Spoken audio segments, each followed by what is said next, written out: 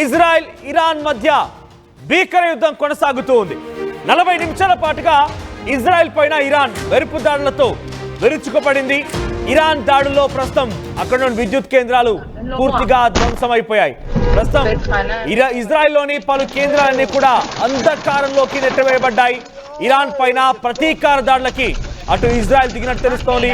సుమారుగా 15 యుద్ధ విమానాలతో కెర్మేషా ప్రాంతంలో దాడులు చేసింది. ఇరానియన్ బాలిస్టిక్ క్షిపణి ప్రయోగ స్థావరాలపైన కూడా ధ్వంసం చేసింది. ఇరాన్ దాడుల నేపథ్యంలో పలు ప్రాంతాలు మొత్తం కూడా సైరన్లు మోగుతూ ఉన్నాయి. సో ప్రస్తుతానికి ద బిగ్గెస్ట్ బ్రేకింగ్ మన ఆర్టీవీ స్క్రీన్ పై చూస్తున్నాం. ప్రస్తుతానికి ఇంకా ఇజ్రాయెల్ పైన దాడులకి తెరలేస్తూ ఉంది ఇరాన్.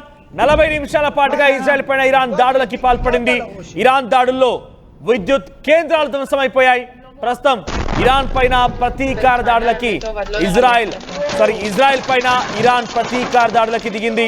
సుమారుగా 15 యుద్ధ విమానాలతో కెర్మెషా ప్రాంతంలోని అక్కడి బాలిస్టిక్ క్షిపణి ప్రయోగ స్థావరాలను కూడా పూర్తిగా ధ్వంసమయ్యాయి. ఒకసారి ఆ లైవ్ విజువల్స్ చూద్దాం.